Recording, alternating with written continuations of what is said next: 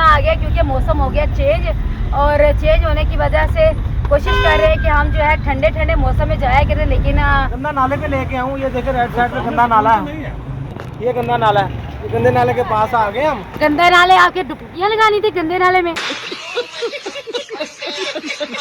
तो मैंने कौन सा आपके पाप धोने थे। यहाँ पे एक स्कूल है जिसकी हम वीडियो करने आए हैं। बहुत जल्दी करनी पड़ेगी क्योंकि गर्मी की भी शिद्दत भी अब तेज होती जा रही है, रोजा भी लग रहा है। मतलब आपका दिल कर रहा है कि अभी पानी पी ले। नहीं, पानी तो नहीं पी सकते, ये गुनाह तो नहीं कर सकते हम, मगर ट्रैफिक को देख कर मैं हैपर हो रहा हूँ। मुझे घर जाना है। मुझे कहीं बोतल नजर आती है, मैं कहती हूँ हाय अल्लाह, ये तो काम आने वाली चीज़ है, फेंक दिया है। 5 रुपए फिर रहे मेरे।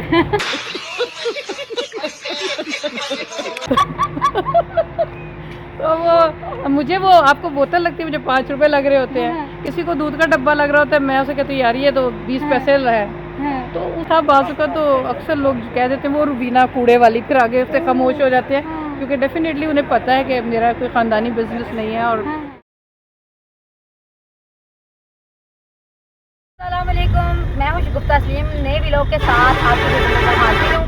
लेकिन आज मैं आपको बताऊँ कि बहुत ज़्यादा गर्मी है और इस वक्त मैं एक स्टोरी के लिए जा रही हूँ, और यकीन करें ट्रैफिक इतनी ज़्यादा है और साथ रोज़ा है, समझ नहीं आ रही कि आया मैं टाइम तक पहुँच जाऊँगी या नहीं जाऊँगी। लेकिन मैं आपको साथ साथ अपने जो है दिखाती हूँ कि मैं इस वक्त किस लोकेशन पे हूँ और कितनी गर्मी है। चेक करें ज़रा, मैं इस वक्त फिरोजपुर रोड पे हूँ और हमारे सामने हमारे एक कैमरामैन साहब हैं और साथ एक तनवीर भाई हैं।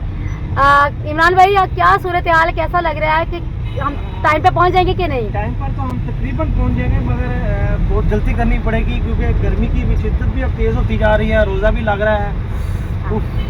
मतलब आपका दिल कर रहा है कि अभी पानी पी ले। नहीं, पानी तो नहीं पी सकते, ये गुनाह तो नहीं कर सकते हम, मगर ट्रैफिक को देख कर मैं हैपर हो रहा हूँ। ये जो ट्रैफिक वार्डन वाले हैं जो आवाम की पब्लिक से इतने पैसे खाते हैं, वो है कहाँ, नजर नहीं आ रहा कोई। आपका दिल कह रहा है कि आप खुद बाहर निकल के वार्डन बन जाए और जाके इनको मैं बन जूंगा। अगर कहीं पे ये मुझे ट्रैफिक जाम मिली हुई नजर आई, मैं उतरूंगा और लोगों की मदद करूंगा। दरअसल यहाँ पे ज़्यादातर ना रेड़ियाँ लगी होती हैं।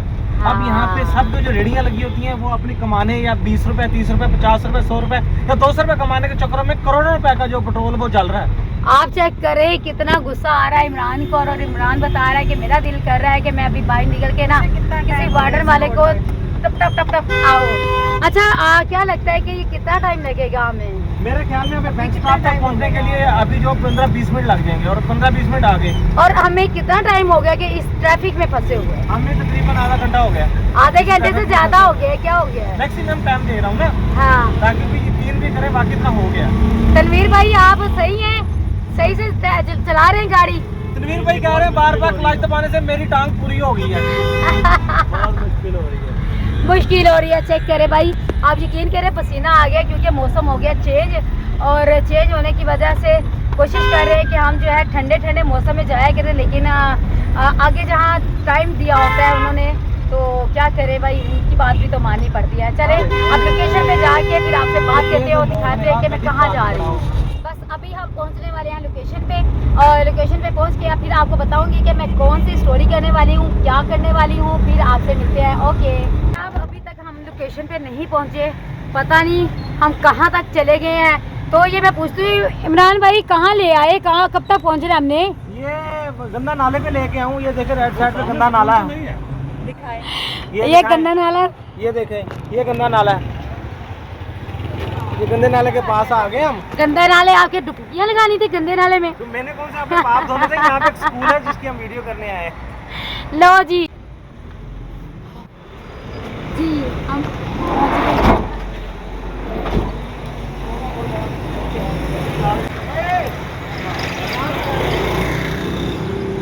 चलें जी, मैं आ गई हूँ जहाँ मैंने आपको बोला था कि मैं एक स्कूल जा रही हूँ, और वो कैसा स्कूल है, इतना खूबसूरत स्कूल है, और इससे ज़्यादा खूबसूरत जो है एक खातून है जो इस स्कूल को चला रही हैं, क्योंकि उन्होंने ये स्कूल ऐसे स्टार्ट किया था कि कूड़ा जो है इकट्ठा किया घरों से, और कूड़ा इकट्ठा करने के बाद ये एक इदारा बनाया, एक स्कूल बनाया, और यहाँ जितने भी बच्चे पढ़ते हैं सारे फ्री मतलब मुफ्त में तालीम हासिल कर रहे हैं, मुफ्त में उनको खाना दिया जाता है। इसके अलावा ये खूबसूरत खातून जो है ये है आई मैं आपको मिलवाती हूँ। ये है जी बहुत खूबसूरत खातून जिनका नाम है रुबीना शकील। अस्सलाम वालेकुम। वालेकुम सलाम जी, बहुत शुक्रिया जी।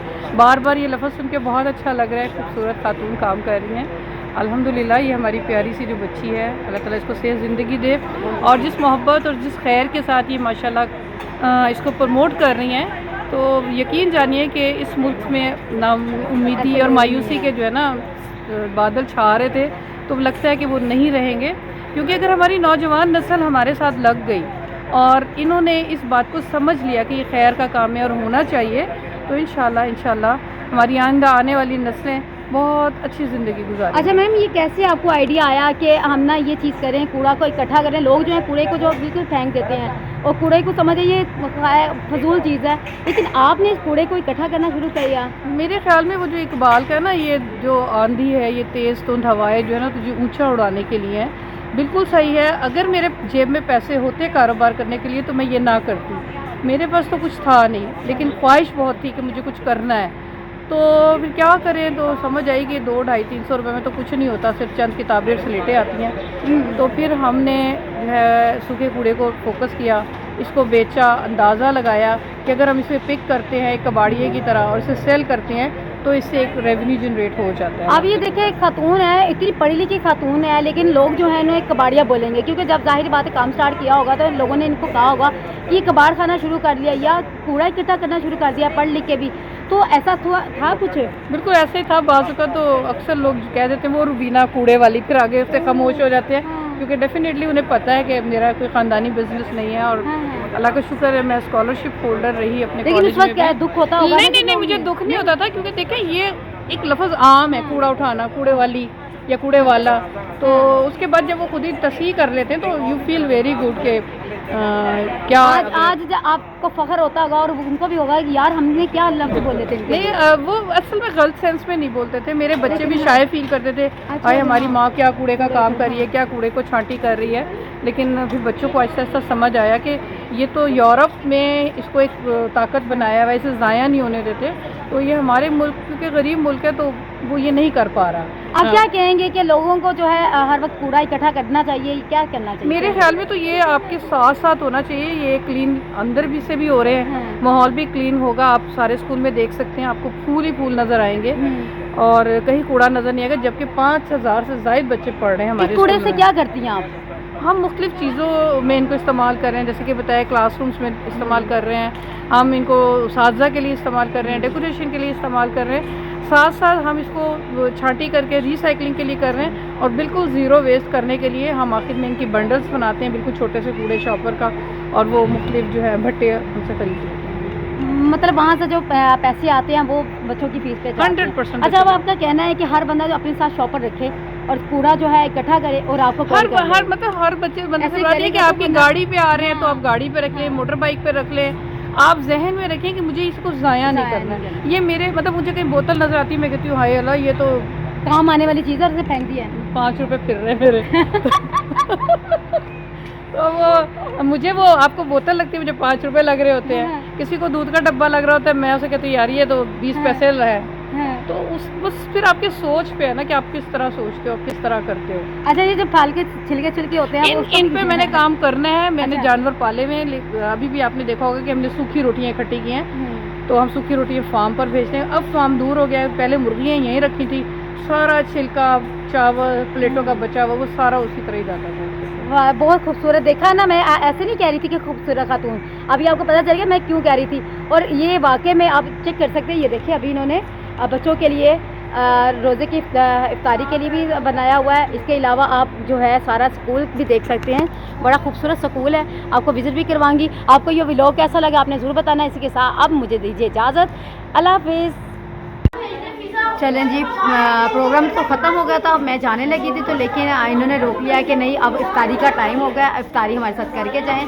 तो आप ये चेक करें, इफ्तारी के लिए जो है टेबल लगाए हैं, किस तरह बच्चे जो है सारे यहाँ बैठ रहे हैं इफ्तारी के, और हमारे लिए भी ये चेक करें इफ्तारी का जो है सामान वगैरह लगा दिया गया है, और अब जो है इफ्तारी करके ही हम भी जाएंगे।